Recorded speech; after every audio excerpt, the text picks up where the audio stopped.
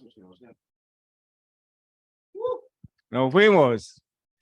Bueno, Estamos. JJ, aquí, bueno, estamos hoy desde acá, desde la Casa de Platodero, con algunas personas que tuvimos la fortuna de estar en DEFCON Bogotá y algunos otros que vinieron acá a Medellín. Esto también es gracias a la Fundación Ethereum que sigue, digamos, apoyando el que nos sigamos encontrando y reflexionando y aprendiendo sobre todo esto que viene sucediendo y pues qué más que tener la oportunidad de con tranquilidad pues ya reflexionar un poco sobre toda esa avalancha de información y cosas que tuvimos allá en Bogotá en un evento tan grande como es el DEFCON y pues de alguna manera empezar también como a decantar toda esa información y ver también cómo se comparte con el resto de gente que está ahí pendiente pero que no pudo ir y que de alguna manera hace parte de construir esta comunidad, cómo compartimos ese conocimiento. Yo voy a pasar la palabra acá a Andrés Sanduski para que también comparta aquí un poquito y ahí luego entramos con JJ que nos acompaña hoy desde México. Excelente. Aló, buenos días. Em, bueno, pues la idea del parche de hoy es como, em, pues conversar como conversaríamos normalmente, como amigos, casi que en un formato de podcast, em, y tener eso pues como pretexto también para dejar un registro y para dejar ahí una memoria de que en algún momento nos juntamos a hablar de esto y tuvimos unas reflexiones alrededor de esto. Mm, Y es que siento que ha quedado un sentimiento generalizado después de DEFCON entre mucha de la gente latina con la que yo he compartido, y es que somos muy conscientes que somos el espacio óptimo para la adopción masiva de blockchain. Somos muy conscientes de que tenemos el talento, tenemos la gente, tenemos las oportunidades, y sentimos como ese llamado, como un rugido así general a decir, bueno, vamos a empezar a pensarnos blockchain o proyectos de blockchain desde lo local, desde lo territorial, desde nuestras propias necesidades, entendiendo pues que eso también es un proceso que requiere que, por ejemplo, se expanda el talento, que crezca la adopción, pero también pues que requiere que nosotros pensemos y sintamos y discutamos qué es lo que nosotros podemos obtener de esta tecnología, qué le podemos enseñar a esta tecnología y cómo la podemos encaminar en el lugar correcto, en la dirección más apropiada. La idea pues también es que en algún momento, si tenemos a la mano pues el dato, mira, que tal charla que me gustó, que podemos ver un fragmento, también estaría súper chévere como aprovechar ese espacio. Y nada, pues bienvenidas. Queda la palabra abierta. Y bueno, Ok. primeras experiencias de Excelente. DEFCON. ¿Cómo les fue así el primer vistazo, el momento de llegar? ¿Cómo fue como ese primer momento, ese primer encuentro con DEFCON? Me toca, entonces ahora sí ya, ¿verdad? Hágale. Empezamos. Excelente. Hoy, Oiga, pues un saludo para empezar muy, muy grande hasta Medellín. La verdad es que me da un gusto enorme, enorme estar aquí con ustedes el día de hoy, sobre todo con estos temas tan importantes, ¿no? DEFCON, que la verdad siempre lo había dicho, va a ser un evento que inolvidable para muchos. Y retomando esta energía, les quiero decir más que nada que vamos a retomar el día de hoy. Me gustaría hablar con ustedes de ideales muy sencillos. La verdad es que esta conversación me gustaría hacerla muy humana y me gustaría hablar de tres cosas principales: la privacidad, la libertad y la descentralización, que esos son los valores fundamentales de la cultura cypherpunk. A mí me gustaría también empezar y hablar un poquito de esa cultura, ¿no? De donde empezó todo, o sea, para poner en un contexto histórico para los que nunca hayan escuchado esto de los cypherpunks. Esto se sitúa desde 1992. Imagínense nada más, 30 años que tenemos ya de historia, en el cual en el 2022 estamos ya en una etapa en la cual estamos hablando de la privacidad, pero ya implementada. A mí algo que me queda muy claro de DEFCON este año del 2022 es el año en el cual la privacidad está tomando una importancia muy, muy relevante, sobre todo en el mundo digital. Vamos a reflexionar un poco en los modelos que tenemos actualmente capitalistas, ¿no? Cada vez que utilizas Facebook, Twitter, Instagram, todas esas redes sociales están monetizando tus datos. No tenemos privacidad el día de hoy en el mundo digital. Y el hecho de estar hablando de DEF CON, a mí algo que me quedó muy, muy, pues muy y profundamente plasmado es de que se está trabajando en la privacidad. Hay una parte de la criptografía que se llama cero conocimiento, y eso es algo, parte de los términos que me gustaría como que introducir o que empecemos a reflexionar, porque esta es la parte de las matemáticas que nos está ayudando muchísimo a conseguir esto, que es la privacidad en el mundo digital, porque eso es muy, muy importante.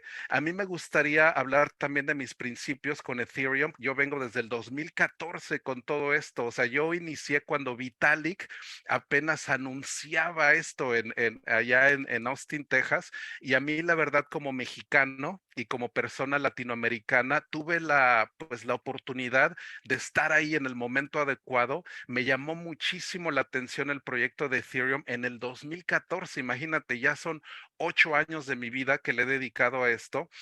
Y me di cuenta de que esto es un proyecto que involucra estos valores cypherpunk, la privacidad. En ese año también fue cuando Edward Snowden empezó a revelar toda esta vigilancia masiva que tenemos por parte del gobierno de los Estados Unidos. Hay que darnos cuenta de que la NSA o estas agencias de seguridad, hablando de seguridad nacional, nos quitan toda la privacidad, y esto es lo que la verdad me gustaría reflexionar el día de hoy, de que nos demos cuenta de que los modelos actuales que tenemos no tenemos privacidad actualmente, y eso es una de las cosas que queremos cambiar. Esto es algo que nos pone en un contexto histórico muy, muy grande, ¿no? Yo creo, JJ, yo creo que una de las cosas más valiosas de este DEFCON, esta tecnología de cero conocimiento, de zero knowledge, creo Ujú. que le están como pegando a esto de la privacidad, digamos, de alguna manera con eso, y es como una de las cosas fuertes que tuvo este DEFCON, ¿cierto? La verdad que sí, porque fíjate, imagínate sistemas ya ahora sí implementados en los cuales tú puedas comprobar que eres mayor de 18 años, pero sin revelar todo, ¿no? O sea, ahorita si presentas tu identificación, tienes que revelar tu nombre, tu dirección, toda tu información en base a esta identificación.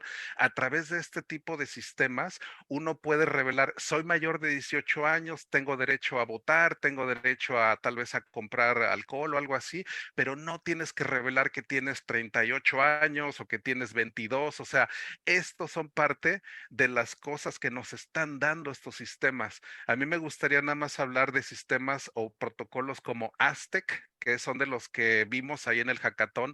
Aztec es un protocolo que es capa 2, que arriba de Ethereum, pero que nos da este layer, esta privacidad. Esto para mí son de las cosas más importantes que he visto en DEF CON. La verdad, yo les recomendaría que le pongan mucha, mucha atención a los sistemas de cero conocimiento, las pláticas que quedaron ahí grabadas en DEF CON. Hay hasta un playlist que está dedicado nada más a esto, porque esta es una rama de la criptografía que nos está dando las armas que queríamos. Los cypherpunks de 1992, ellos se consideraban como los rebeldes, ¿no? Como los que estaban inconformes con todo esto, con la criptografía. Y ahorita, el día de hoy, 30 años después, imagínense, esos tres cypherpunks que iniciaron esto, Timothy May, Eric Hughes y John Gilmore, ellos son los fundadores del movimiento cypherpunk. Y los cypherpunk se refiere a cipher, que es la criptografía, como en cifrar, de ahí viene cipher, de cifrar, como de encriptar la información, y los punks, que esos son los rebeldes. Eso es la verdad, por eso que me da muchísimo gusto estar aquí con ustedes, con Plato Edro, porque ustedes son los rebeldes. Nosotros, los que están aquí reunidos, ustedes son los que están construyendo el futuro que nos espera. Nosotros somos las personas por las que estábamos esperando, ¿eh? O sea, nosotros No, somos los que estamos construyendo esto. Así que siéntanse inspirados, la verdad, o sea, siéntanse como parte de esta rebelión, parte de esta lucha constante.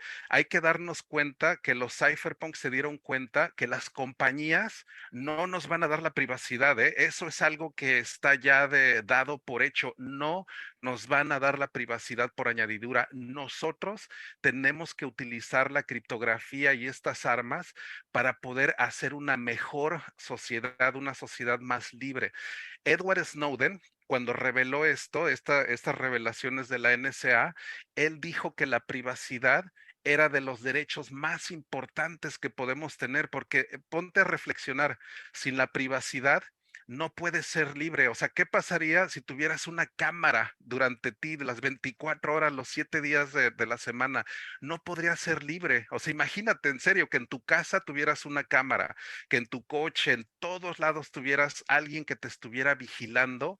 Eso coarta la libertad. O sea, la privacidad, yo creo que es uno de los valores más importantes y es algo que yo siento que de DEFCON nos debemos de llevar esto, ¿no? Esto es uno de los principios más importantes que nos podemos ahorita como que reflexionar el día de sí, hoy. JJ, yo creo que es, digamos, una de las cosas que nos da también esperanza en esta tecnología, el cómo poder también como pensar en la posibilidad de contrarrestar muchas cosas de las que consideramos no están marchando bien y de alguna manera pues el empoderar cada vez las comunidades es uno de los objetivos también, porque de alguna manera las revoluciones se hacen también transformando esas individualidades que hay. Entonces, el poder compartir estas cosas es clave. Para mí, el DevCon fue sin duda pues un evento muy, muy gigante. No me lo esperaba ver como algo tan elaborado.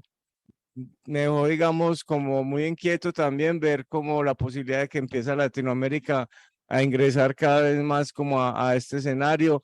Me llamó mucho la atención las necesidades también que se surgen aquí en Latinoamérica en cuanto a cómo tenemos que hacer más énfasis en la educación. Me parece que, digamos, hay mucho potencial también y una oportunidad de que la gente se involucre mucho en esta tecnología y ayudándola, digamos, desde la adopción. Y también es todo este asunto, también digamos que a pesar de que hay unos grandes tiburones interesados por los business, por el dinero, también hay una gran cantidad de gente pensando en los public goods, ¿cierto? En las cosas, digamos, más de construcción de comunidades, más como en el bienestar común. Entonces, eso también me da como mucha esperanza. Voy acá a compartir también con Andrés Sanduski, que también, bueno, aquí lo cogimos comiendo, Sí, pero no, es sí, también como eso, también hablar como de esas cosas que se dan como hacia Latinoamérica, que el DevCon también nos permitió como ver, ¿no? ¿Tú qué piensas, JJ? mira, a mí la verdad, ahora vamos a este segundo plano, este segundo ideal, la libertad. La libertad de poder crear estas organizaciones autónomas descentralizadas, los DAOs. La verdad es que este es un tema en el cual hay que reflexionar mucho porque los DAOs de impacto, estos DAOs que están creando estos public goods, esto ya es una implementación muy grande de la tecnología de Ethereum, porque imagínate un DAO que nos pueda dar, por ejemplo, cortes descentralizadas, por ejemplo, como Cleros, por ejemplo, que tiene ya un sistema de resolución de cortes, un sistema de justicia descentralizado completamente. Entonces, estamos hablando ya aquí de DAOs de educación, estamos hablando DAOs de justicia, DAOs que, por ejemplo, están hablando del cambio climático también, o DAOs, por ejemplo, de educación, por ejemplo, el que estoy impulsando. Así que esta libertad que tenemos a través de los DAOs es muy interesante. En DEFCON es lo que vi también muchísimas pláticas sobre esto, las organizaciones autónomas descentralizadas. Esto es un salto muy grande en lo que es la organización. O sea, Plato Edro finalmente tal vez podría ser un DAO también muy próximamente. El hecho de que tuvieran ustedes un smart contract y que tuvieran esa composabilidad, ¿no? El hecho de que los DAOs trabajan unos con otros. Eso es lo interesante, de que los DAOs latinoamericanos van a empezar a despertar, ¿no? Vamos a tener un resurgimiento. Yo la verdad lo comparo tanto como el renacimiento que hubo en Florencia en los años 1500, que es el renacimiento clásico.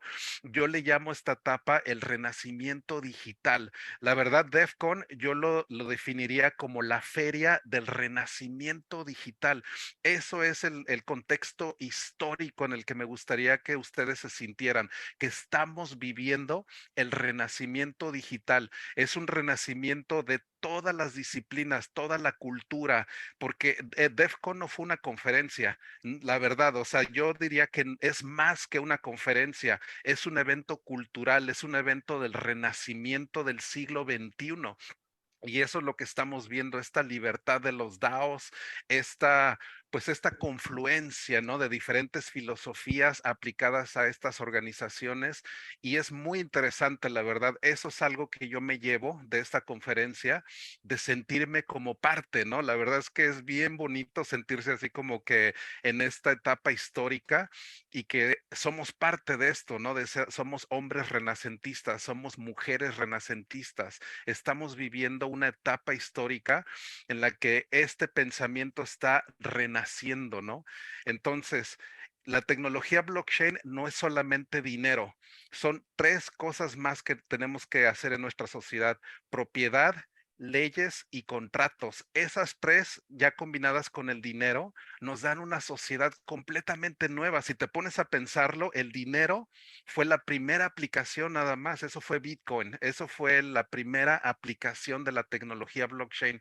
Ahora tenemos la posibilidad de redefinir la propiedad, lo que es la propiedad inteligente, los contratos. Con los contratos inteligentes y lo que son las leyes, si podemos hacer una nueva serie de leyes transparentes que todos pudiéramos seguir y que todos pudiéramos auditar en tiempo real, esto nos da una sociedad nueva completamente, ¿eh? Nada más con esos cuatro elementos: dinero, propiedad, leyes y contratos. Eso es lo que me gustaría reflexionar, estos cuatro componentes básicos de la sociedad que a través de Ethereum y la tecnología blockchain estamos haciendo nuevos conceptos de propiedad, nuevos conceptos de leyes, nuevos conceptos de contrato y lógicamente el dinero, ¿no?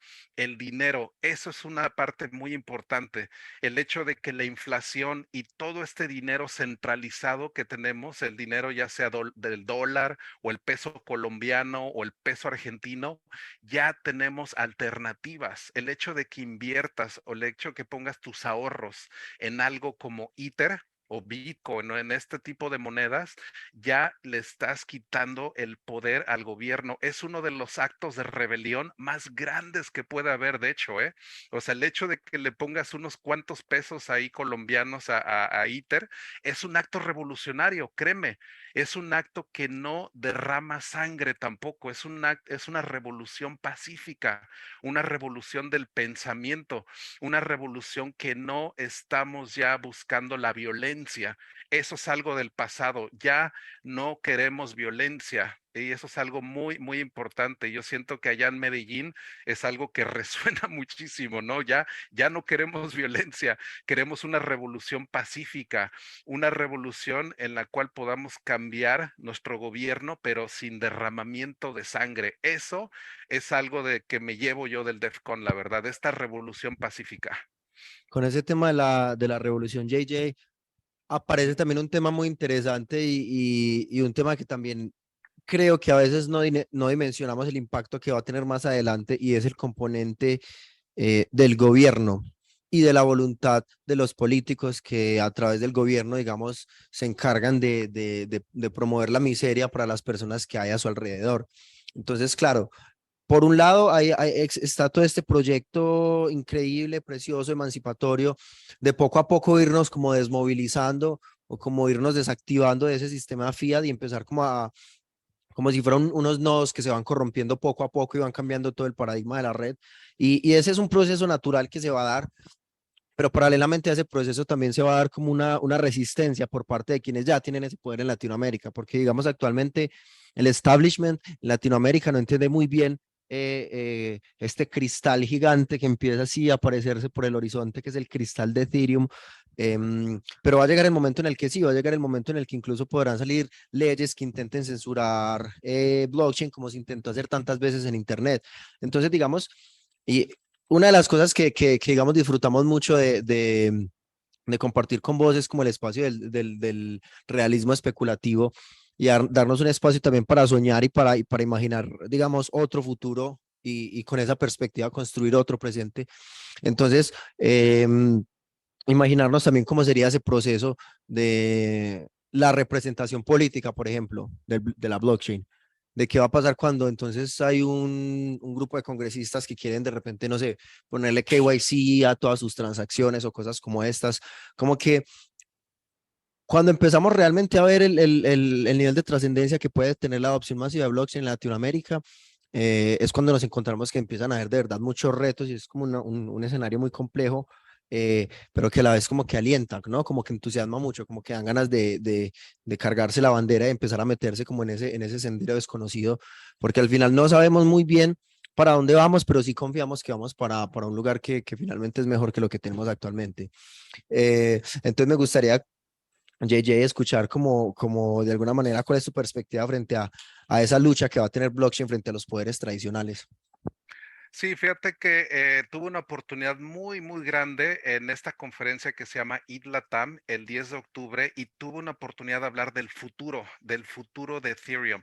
Y ahí fue donde proyecté hasta el 2030 sobre el futuro de la tecnología. Y en este momento me gustaría compartir con ustedes cuál es mi visión, cuáles los siguientes 5, 8 años. De aquí al 2030 nos va a tocar vivir todo esto.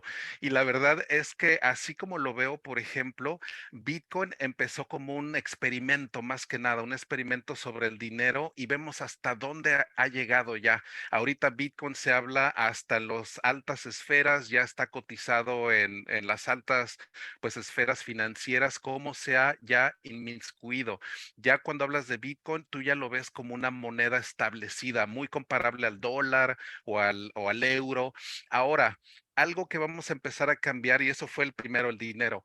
Lo que va a empezar a cambiar es el concepto, por ejemplo, que veo yo de los DAOs políticos, nuevas plataformas políticas que van a empezar a surgir. No estamos en ese nivel al 2022, pero al 2026, 2028 es donde yo hago la predicción en la cual se van a empezar a implementar la tecnología blockchain, ya va a ser tan escalable, o sea, ya vamos a poder llegar a miles, no solamente miles, sino millones de personas. Ahorita sería casi imposible el hecho de pensar en tener un país corriendo, ¿no? En este tipo de tecnología, pero en los siguientes 5 años vamos a ver una escalabilidad y una transparencia tan grande en estos sistemas que lo que estoy viendo, vamos a ver términos como el Internet de las blockchains. ¿Eso qué quiere decir? Que estamos construyendo una nueva generación del Internet en la cual esos valores que les había dicho al principio, privacidad, libertad y descentralización, van a estar ahí plasmados. A esto se le llama el Web 3. El Web 3 yo lo considero uno de los proyectos más importantes de toda nuestra generación. Así como en el Renacimiento hubo obras tan monumentales, haz de cuenta, imagínate construir el Vaticano o esas catedrales tan grandes que se tardaban generaciones enteras en hacer algo así.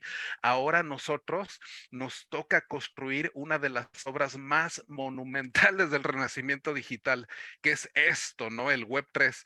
Yo la verdad estoy dispuesto a dejar mi vida, en serio, por la construcción de este proyecto, porque esto representa un salto tremendo en lo que es la nueva sociedad. El hecho de poder tener DAOs políticos, unas plataformas políticas completamente nuevas. No estamos, como les digo, en el momento ahorita, pero las estamos construyendo. En los siguientes 5 años, 6 años, vamos a empezar a ver este tipo de conceptos de DAOs políticos. Y una reflexión que hice en mi presentación es de las criptonaciones descentralizadas. Para el 2030 vamos a empezar a tener un nuevo concepto de naciones en el cual ya no es ni siquiera una nación con fronteras ya definidas.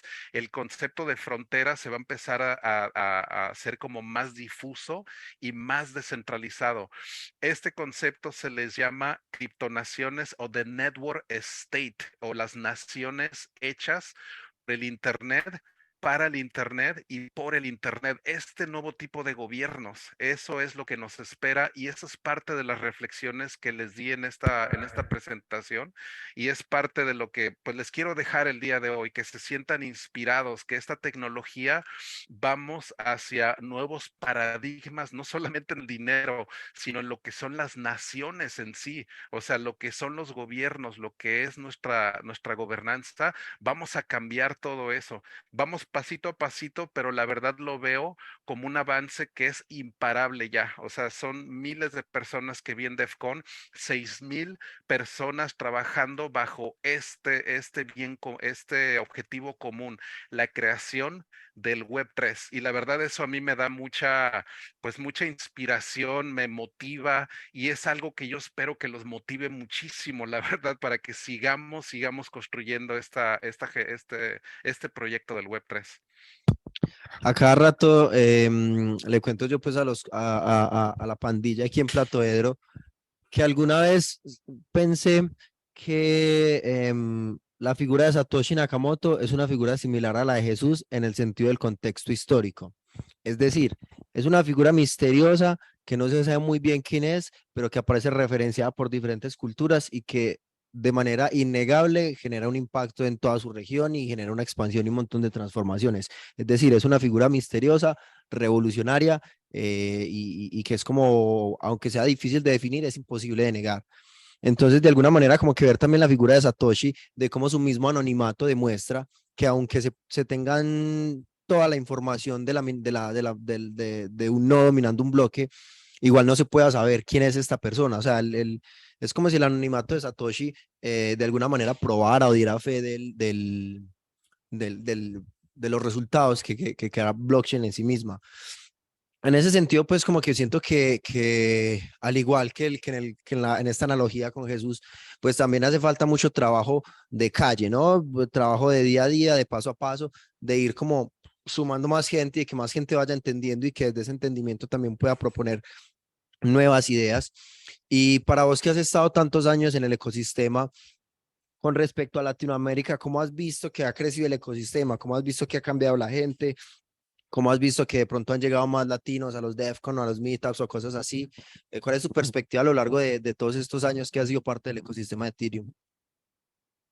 Sí, fíjate que eso es una muy buena pregunta también, la verdad, porque esto es algo que distingue a DEFCON de todos los DEFCON a los que yo había asistido también anteriormente. La verdad, fue inolvidable por el hecho de que, por ejemplo, yo que soy mexicano, estoy viendo la organización de Ethereum México, cómo nos fuimos tantísimas personas. Yo nunca había visto tantos compatriotas interesados también en la tecnología. Entonces estoy viendo esto, el renacer, por ejemplo, de países como México, Argentina y lógicamente Colombia. Estoy viendo cómo estamos siendo unidos a través del idioma. Esto es bien importante, el idioma, el habla hispana, el hecho de tener ahora este tipo de contenidos que no existían anteriormente.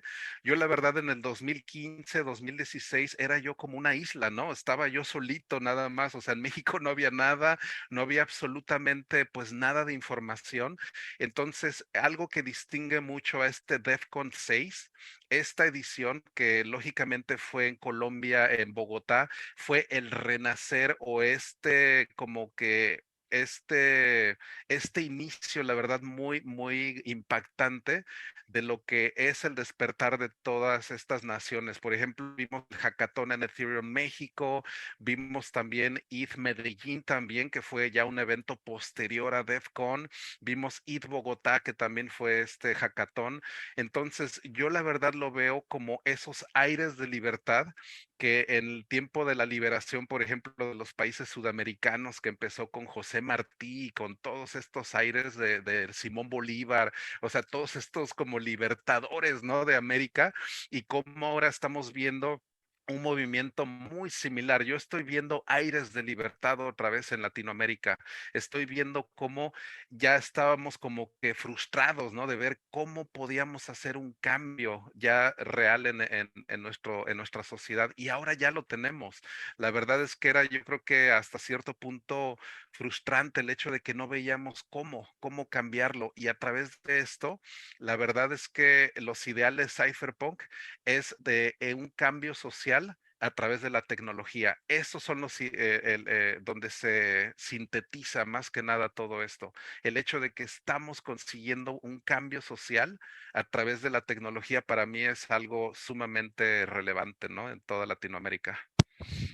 No, y que es algo que da mucha esperanza, lo que tú decías, como tanto tiempo como necesitando encontrar maneras de hacer un cambio real, o muchas veces haciendo cambios reales, pero como desde lo local o desde otras magnitudes. Pero con blockchain es una cosa como que se puede extender y como que uno siente que sí puede de verdad sacudir muchas cosas desde la raíz. Em, y en ese sentido, pues cuando uno se pone a mirar el estado actual del ecosistema frente a las necesidades o las posibilidades que hay en América Latina, uno se encuentra algunas contradicciones. Por ejemplo, la necesidad de los roll-ups. El hecho de que una transacción en Ethereum valga $3 es algo que en Latinoamérica es imposible, porque con eso puedes almorzar una familia, por ejemplo. Entonces, como también hay casos como el tema de la seguridad, es que a la gente no se le pueden perder $100, porque es que $100 en muchos países puede ser la mitad del salario mínimo, por ejemplo. Entonces, como que sí hay muchas posibilidades, por ejemplo, el tema de que hay gente no bancarizada, hay un montón de gente haciendo como pagos por fintech y como por este neobanking y todo este tipo de cosas. Em, pero a la vez es como también un trabajo de pedagogía y como de entrar a moverse. Justo esta semana, de hecho, en el evento que hicimos aquí en Platodero de IT Medellín, uno de los visitantes de IT Medellín estuvo hablando con nosotros en Platodero y conversábamos como, parce, tenemos todo este mundo de posibilidades infinitas, sin fronteras, sin costuras, dinero líquido inmediato dándole la vuelta al mundo, protocolos, cosas, aplicaciones, y detrás, y como toda esa libertad está como con un pequeño cerco que es el onboarding a cripto. Hacer esos primeros pasos de enseñarle las 12 palabras, de explicarle es que es tu dinero, tú lo manejas, es que esta es la wallet, es que la dirección pública. Ese primer paso a veces es tan difícil y tan áspero que la gente muchas veces se desconcentra. Y es, por ejemplo, uno de esos puntos que uno dice, hombre, si fuera más fácil, por ejemplo, hacer el manejo de las wallets, pero también manteniendo ese criterio político, también podríamos crecer y avanzar mucho más rápido. Entonces, vos, ¿cómo ves de pronto esos retos o esos limitantes que puedan haber en Latinoamérica? Por ejemplo, el tema del Salvador, que mucha gente decía, hombre, sí, que chévere que quieran adoptar Bitcoin, pero es que ni siquiera hemos terminado de hacer la cobertura de Internet, por ejemplo. Entonces, como que cuando vamos, y es lo que tú decías ahorita de los valores cyberpunk, cuando vamos a mirar los valores que tenemos que alcanzar para blockchain, vamos a volver a mirar unos valores de software libre, de inteligencia colectiva, de hacktivismo, como de un montón de disposiciones y un montón de estrategias que se han venido realizando y que ahora es como que todas se consolidan, como que los superhéroes que habían ido apareciendo en todo este tiempo, ahora aquí con blockchain como que se unifican y dicen como, bueno, vamos a hacer un proyecto real a nivel regional de cómo implantar esta tecnología. Entonces, ¿vos cómo ves de pronto esos retos que ahora tenemos en Ethereum para llegar a ese nivel, por ejemplo, de las DAOs políticas o de las naciones Ujú, cripto? ujú. Sí, también algo, un aspecto muy, muy importante y qué buen tema, la verdad. La verdad, yo les quiero remontar a un día muy especial que es el 31 de julio del 2015, que es cuando se lanzó por primera vez el mainnet de Ethereum, que ahí estaba, ¿no? Imagínense lo primitivo que era en esos momentos acceder a Ethereum por medio de una terminal. Esa era la única manera, no había absolutamente nada y eso se le llamó Frontier. Esa fue la primera etapa en la cual se hizo el bloque número uno de Ethereum.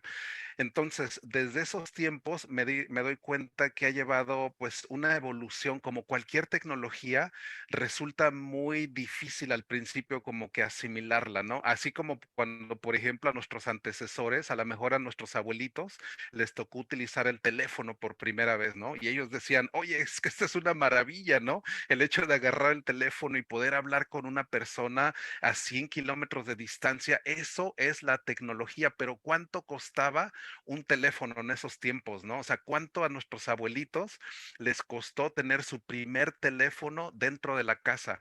Eso es parte de los que nos damos cuenta que a veces la tecnología avanza de manera muy muy primitiva al principio, son simplemente las personas que se atreven a utilizarla en esos tiempos. Somos que los pioneros, por ejemplo, y en mi presentación también hice estas retrospectivas el año 2015, 2016, cómo ha ido avanzando. La verdad, ahora estos retos de educación, yo desde el 2020, que empecé un streaming también en el cual todos los viernes estamos haciendo este proceso de educación, en el cual ahí nos reunimos y estamos ahí durante 5 o 6 horas hablando de todo esto, porque me doy cuenta que hay que regresar a los tiempos inclusive de las academias. Platón, que es uno de los filósofos griegos, él tuvo la primer concepto de academia en toda la historia. De hecho, a él se le atribuye ese concepto de academia. Ese es un concepto sumamente poderoso porque es el hecho de dar la educación gratis completamente, del hecho de poder tener esa dialéctica, el hecho de poder, como ahorita lo estamos haciendo, ¿no? O sea, esta conversación que estamos teniendo nosotros es parte de ese proceso educativo tan interesante que yo ya llevo 2 años cada viernes ahí reuniéndome a las 9 de la noche y creo que ustedes también ya lo han visto también. Cada viernes estamos ahí dejándolo el todo por el todo. No hay límite de tiempo. Ahí me la paso durante 5, 6. Hemos estado hasta 9 horas ahí hablando de todos estos temas. Así que créanme, por ese aspecto hay que tener eso, ¿no? Hay que tener esa dedicación, el hecho de que la educación para mí es súper, súper importante. El hecho de que podamos platicar y podamos establecer este diálogo es algo sumamente relevante, el de regresar a estos conceptos de la Academia de Platón. Esto es algo en el cual todos nos enriquecemos, o este diálogo, esta conversación en la cual hacemos preguntas, en la cual si hay alguien allá también que quiera hacer alguna pregunta, esto es algo que regresamos a la filosofía estoica también, ¿no? Que era de platicar, más que nada, de hablar de estos conceptos y de estar hablando como seres humanos, ¿no? Así como lo empezamos, este modelo en el cual simplemente estamos como que conversando, es algo sumamente importante, así que la tecnología este Zoom es lo que nos está uniendo. YouTube también es algo que pueden ahí estar buscando.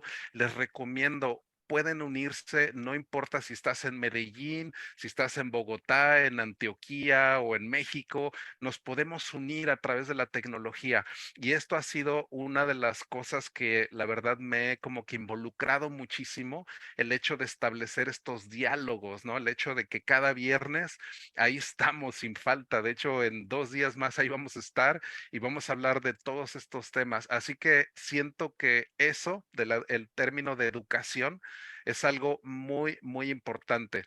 El hecho de tener estas academias, ¿no? Estos círculos en los cuales podamos, pues, hablar de estos temas. Así que los invito, la verdad, esto es algo que es sumamente también abierto. Tenemos el Zoom también cada viernes, tenemos el canal de YouTube que también está abierto al chat también ahí, o sea, pueden hacer preguntas.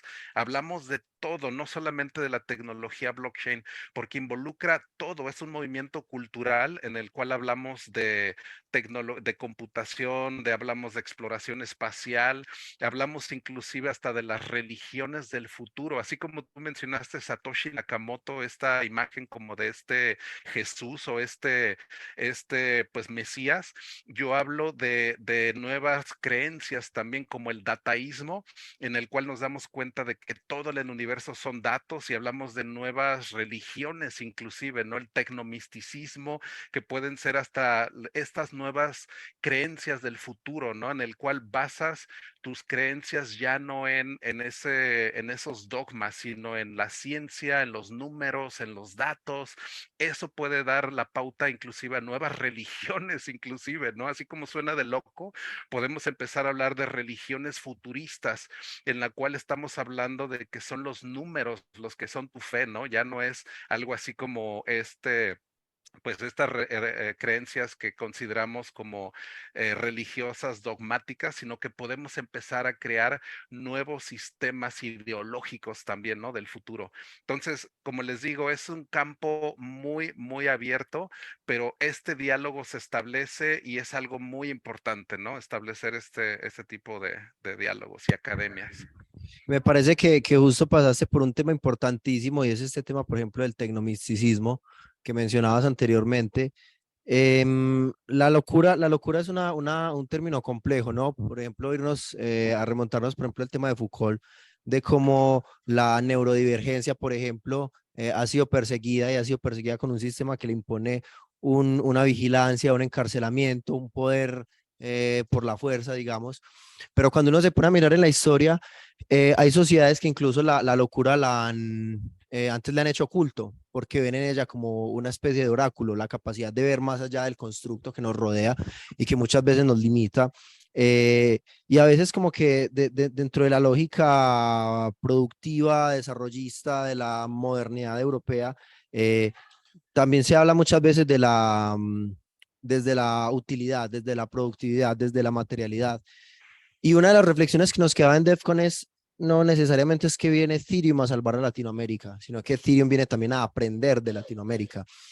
Y en ese sentido nosotras tenemos un poder que en otras regiones o no en todo el mundo se encuentra, y es el poder de la magia, es el poder de la creencia, es el poder de la imaginación, es el poder de ir más allá de lo conocido, de lo establecido, de poder plantear otros futuros y otras maneras y otras visiones que muchas veces desde la sensibilidad despiertan unos portales de la creatividad que terminan siendo precisamente esos desarrollos técnicos, esos desarrollos como sociales y culturales que nosotros necesitamos.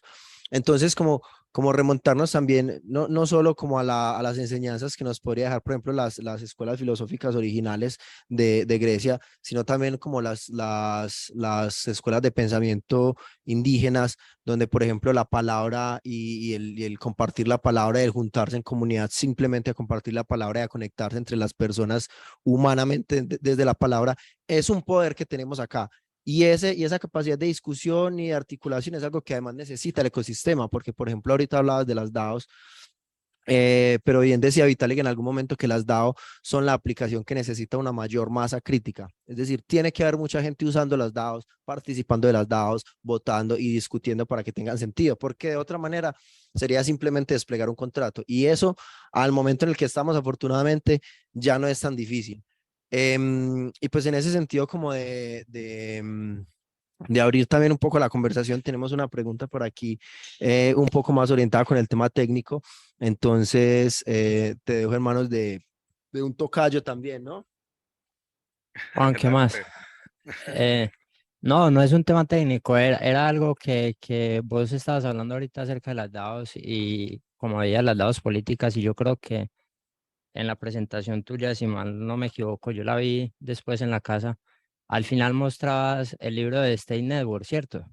Sí, sí, es correcto. ¿Vos qué pensás acerca de las State Network, de cuándo las ves implementadas? Porque es un concepto que para mí tiene mucha validez. Es como un país descentralizado donde no nos vamos a limitar por lo que constituye políticamente un país que que comparten un territorio, comparten una lengua y comparten una moneda, básicamente.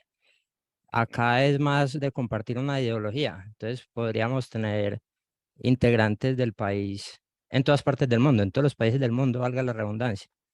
Entonces no sé qué pensás acerca de eso, porque es un concepto bastante interesante. Sí, no, definitivamente este libro es en el cual, pues vaya, les dejo como que una reflexión muy interesante que viene de este libro, el hecho de que habla de un leviatán.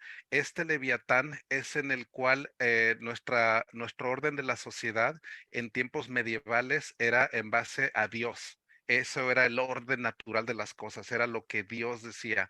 Ahora tenemos el Estado, es este nuevo leviatán o este nuevo gigante, pero el siguiente leviatán es en el cual habla de la red. Así que estos son los tres evoluciones del leviatán: Dios, Estado y red. La red es este nuevo orden que vamos a encontrar en la sociedad en base a este nuevo orden sin necesidad de reyes.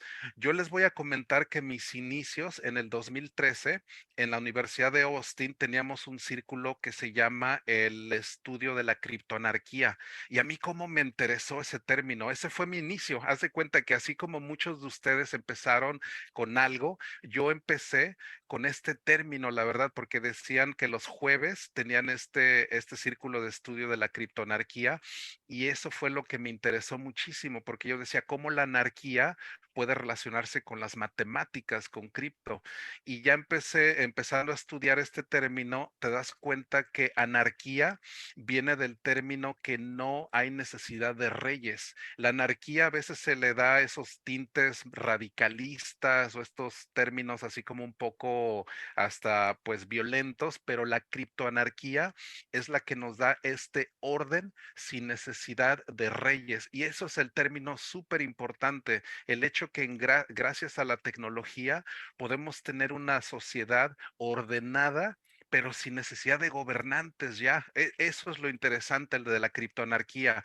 Este concepto que me gustaría que también se quedaran también y que lo analizáramos, la criptoanarquía, porque esa es una corriente filosófica también en la cual nos da ese orden sin necesidad ya de gobernantes y en el cual pues sí podemos trabajar de manera donde podemos tener criptonaciones, la verdad, o sea, la criptonarquía, como les digo, tiene esa connotación, pero cuando hablas de criptonaciones, ya es cuando la gente empieza como que a voltear y nos empezamos a dar cuenta de que podemos llegar a ese punto en el cual la red es el orden, la red es lo que nos da ese punto tan interesante.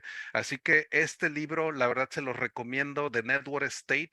Es un autor que la verdad lo considero un filósofo contemporáneo, se llama Balaji, es como un hindú, tiene también un apellido medio hindú, también Srinivasan.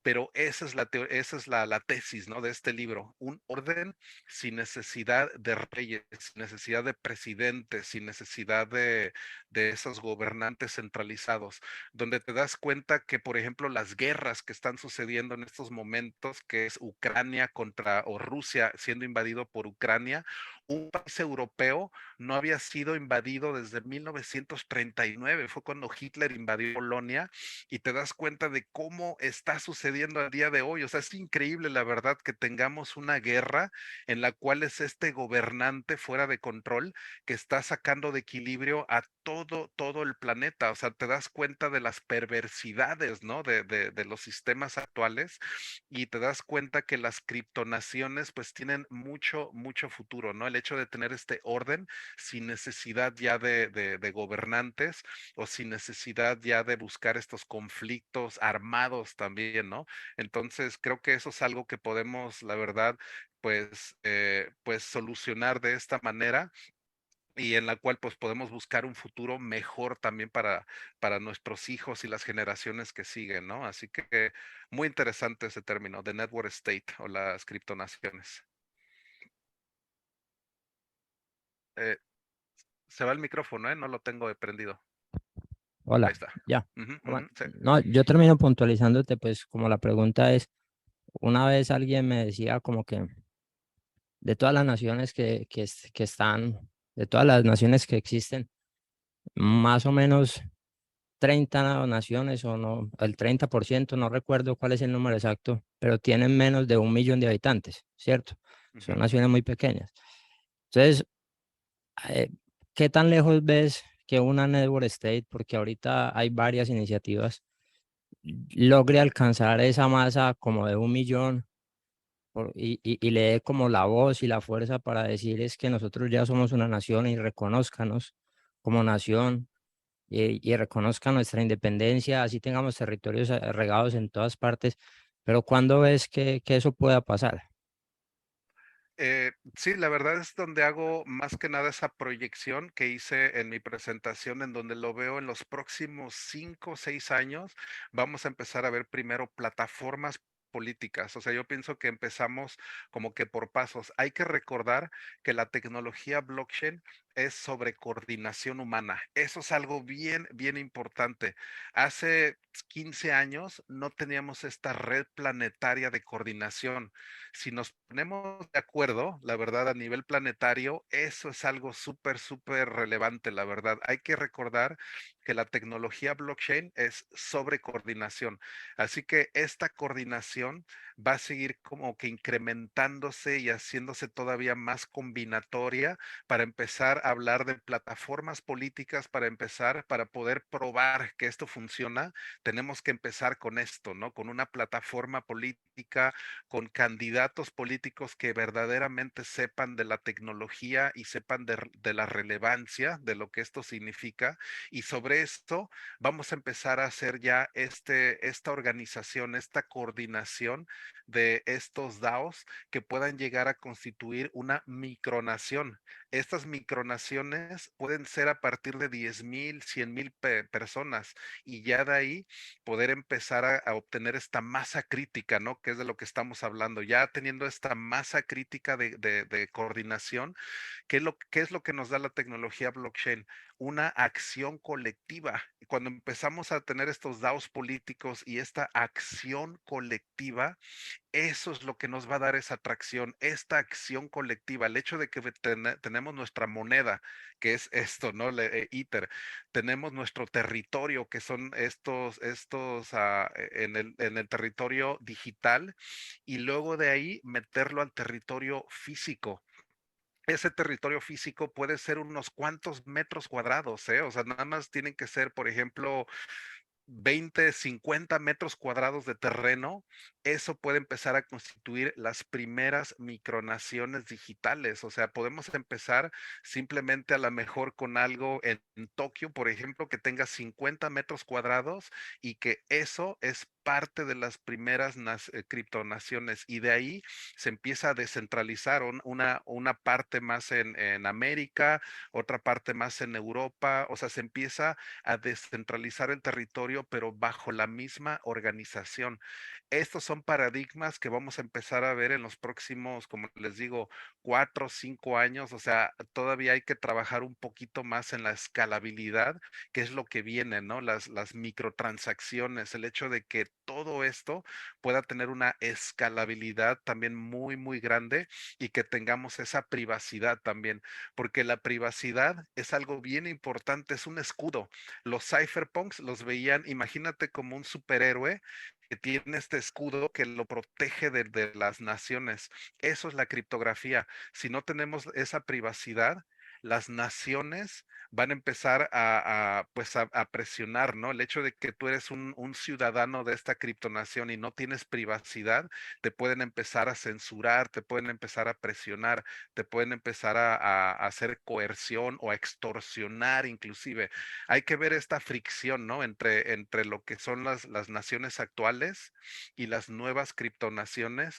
Va a haber una fricción y eso es algo que también vamos a empezar a ver, las nuevas monedas digitales de los bancos centrales. O sea, vamos a empezar a ver nuevos mecanismos de control que va a haber una fricción muy grande, así que debemos de estar preparados, ¿eh? Esto no va a ser tan fácil, o sea, no se nos va a poner la mesa así como que ya hagan sus criptonaciones y ya, ¿no? Sino que esto va a ser un choque también, así que Sí, debemos de estar preparados.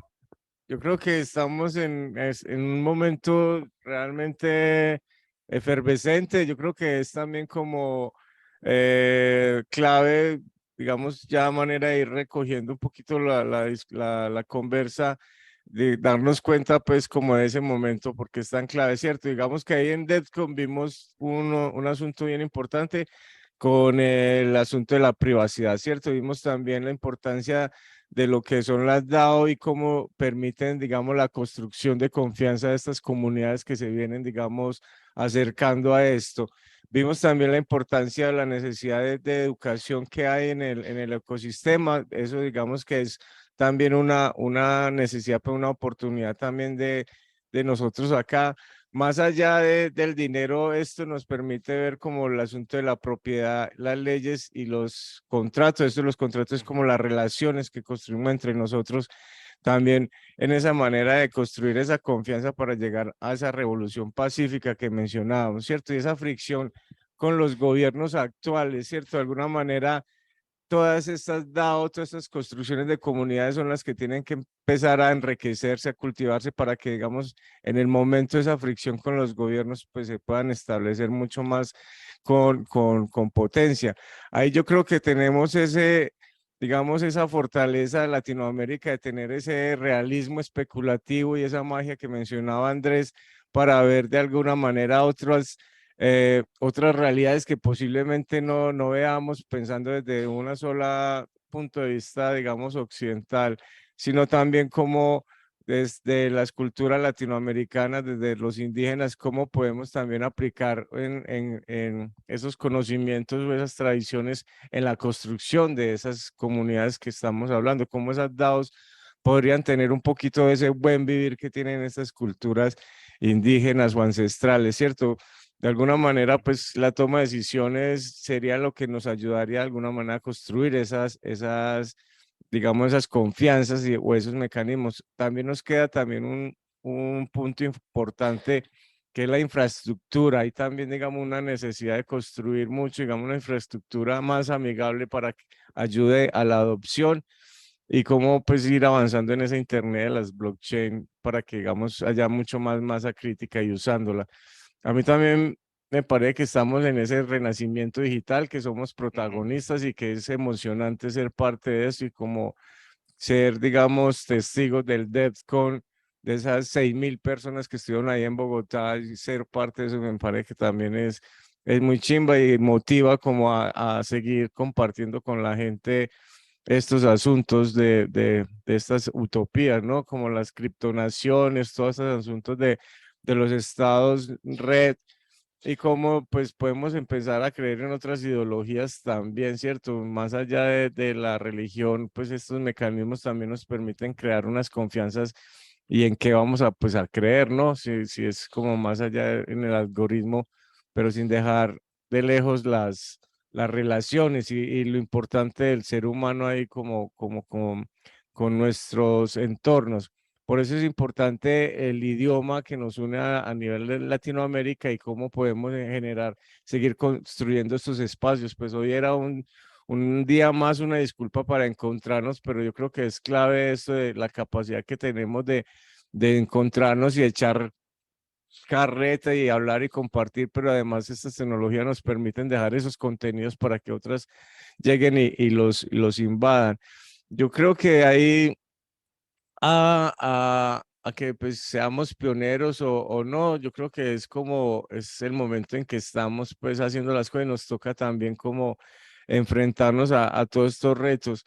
La capacidad de ver el futuro o de la locura que tengamos, yo creo que también nos parece que es una fortaleza que tenemos y no tener de alguna manera como miedo a cosas diferentes como es ahora, como hacían también esos eh, personajes que salían más allá de sus territorios a ver nuevas tierras. Yo creo que tenemos pues esa capacidad también y esas posibles naciones tal vez sean estaciones espaciales. Eso tampoco está muy lejano para que una primera comunidad construya su primera estación espacial y se declare independiente y pues está ahí vulnerable a que la vuelen con un misil, pero de alguna manera también se estarán empezando a ver Mm. esas pequeñas también liberaciones de más allá de la gravedad, ¿no?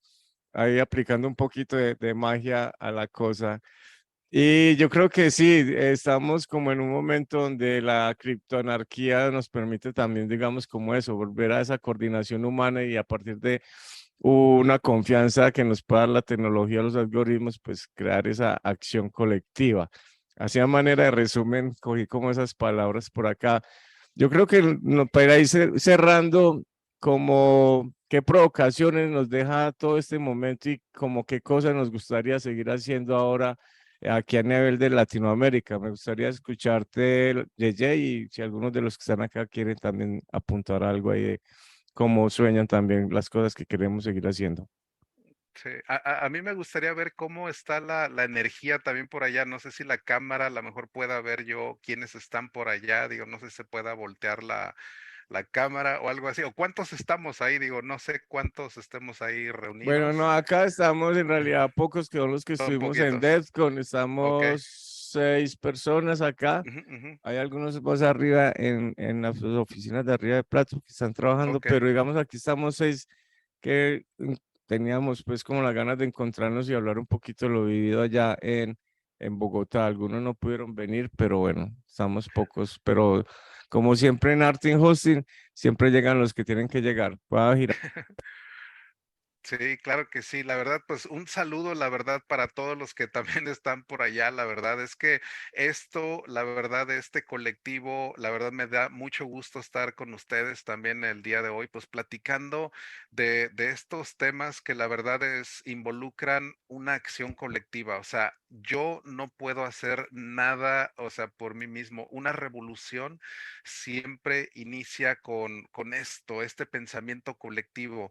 Entonces, el hecho de que nos estemos como que empapando de la energía, o sea, el hecho de que yo les pueda también brindar parte de esta energía y que ustedes, la verdad, me están dando esa energía, la verdad, cómo me siento, la verdad, tan bien el hecho de estar aquí con ustedes, porque esa transmisión de energía es precisamente de lo más interesante que yo vi en DEFCON, esa energía, esa acción colectiva, eso es lo que nos llevamos. Esto es algo que va más allá de 6,000 personas reunidas, sino que es un movimiento que se va a hacer todavía más grande y eso es más que nada lo que me queda. Esta acción, esta colectividad que estamos alcanzando, esto es algo que ya no lo para nadie y esto es algo que yo me quedo ahí con esto de DEFCON, el hecho de tener esta nueva pauta, ¿no? El hecho de que estamos creando una mejor sociedad. Yo pienso que no puede haber mejor sentimiento que eso, ¿no? El hecho de que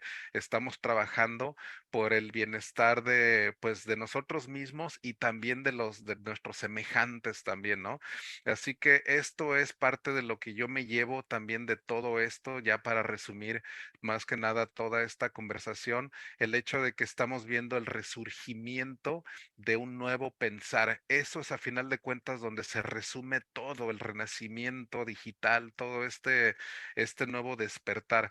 El hecho de que ahora antes teníamos esa pirámide que era desde arriba el gobernante o estos hacia abajo y nosotros éramos estos sirvientes. Y ahora esa pirámide tenemos, ahora imagínate invertida, donde ahora a partir de tu mente viene todo, está centrado en el usuario ya. Es esta pirámide invertida en la cual estamos viendo este movimiento como Cypherpunk Army, ¿no? Que es este movimiento que yo llevo impulsando, en el cual se viene esa pirámide invertida. A partir de aquí nace esa pirámide, a partir del usuario, a partir de ti. Si estás escuchando esto también grabado o diferido o como sea, que te imagines que ahora tú eres parte de este movimiento, ¿no? Eso es el renacimiento digital, ¿no? Esta inversión del poder tan grande que estamos haciendo. Así que con ese pensamiento es con el que me gustaría más que nada como que redondear todo esto, con esta pirámide invertida, que se vaya con esa imagen de que es esta revolución a partir de la cual de aquí nace todo, ¿no? Entonces, ese es el futuro que nos espera, el futuro no cyberpunk, que es como distópico, sino solarpunk. Vamos a pensar en ese término. Solarpunk es como lo utópico, en donde pensamos que la tecnología nos va a dar la época más próspera y más generosa en toda la historia de la humanidad. Eso, la verdad, es uno de mis deseos más fervientes, ¿no? De alcanzar esa utopía solarpunk, ¿no? Esa es a la cual Ethereum es solarpunk. Eso es con lo que quiero más que nada cerrar. Eso es la utopía. Pues bueno, ahí yo creo que la gente, los amigos que tengo en Cuba van a estar muy felices con este término que se menciona al final, que lo de Solar Punk, porque yo creo que Ujú. también ahí quedan claves también de cómo construir unas utopías más, digamos, también cercanas a lo que vibra estas tierras latinoamericanas. Entonces, sí, bacano ahí el punto ahí de tener en cuenta eso último. JJ, pues no, yo creo que es eso, seguirnos juntando como Claro. parceros que nos vimos ahí. Yo he estado pues como también siguiendo tus streaming hace 2 años. Ahí tienes el libro de Platero, epa.